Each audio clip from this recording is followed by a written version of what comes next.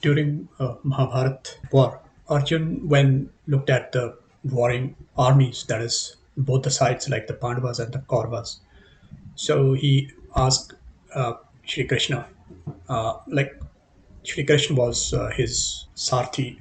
Sarthi is like one who drives a chariot.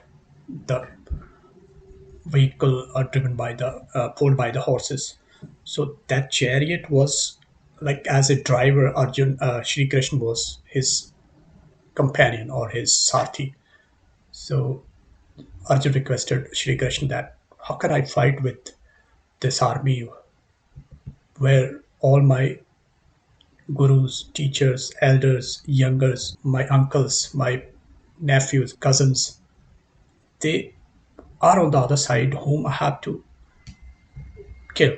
As you all know that Srimad Bhagwad Geeta is just the Upadesh, the teachings given to Arjun in the middle of the battlefield when Arjun surrendered himself and he said that he cannot fight. So to prepare him for the fight or the battle, Sri Krishna said these teachings to Arjun in the battlefield. Starting from this shlok, श्रीभगवानुवाच अशोच्यानन्वशोचस्त्वम् प्रज्ञावादांश्च भाषसे गतासु न गतासूंश्च नानुशोचन्ति पण्डिताः. commentary says the philosophy of the Gita begins from this verse. So actual philosophy of Gita begins from here. From this shlok, that is chapter 2, shlok 11. So actual like teachings, upadesh of Shri Krishna start. So what he says, Bhishma and Drona deserve no grief because they are eternal in their real nature and they are virtuous men who possess very good connect. So like we keep on talking about the eternal values. So eternal means it remains forever, eternity. So and that's truth even because eternity means truth. Truth means which remains there, which prevails. So you cannot deny that it is not like this because it is there. It has been. It had been there. It is there. It will be there. So that is the truth. So what Sri Krishna tells him that because Arjun was seeing Bhishma and Drona. Drona was his teacher and his guru, and Bhishma was his grandfather. So he was like shocked to see them fighting against his army. So he wanted not to kill them on behalf of his army because they were his respected elders.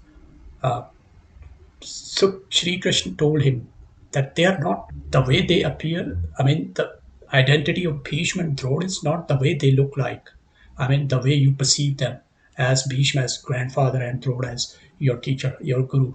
So it's not like that. Their eternal nature is different, and you cannot change that. You cannot destroy that eternity. Though you speak words of wisdom, you are unwise because you grieve for those who are really eternal and who deserve no grief. Looks like you are very wise, but it's not like that. They're part of eternity. I mean, they are some part of that eternal Shakti, which deserves no grief, no joy, nothing.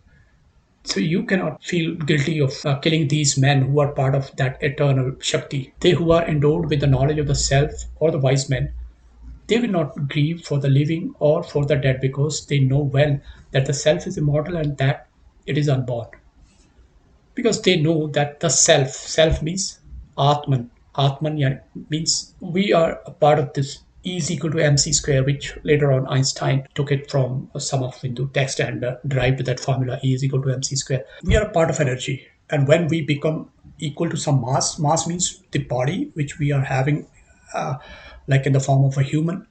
So that's in fact a part of the real eternal thing, and that is the self is immortal, and that is unborn, cannot be born. If you kill them, you cannot kill the self. You cannot kill that Shakti. That is neither be killed, and the death is nothing more than a disintegration of the matter, and that the five elements of which the body is composed return to their source.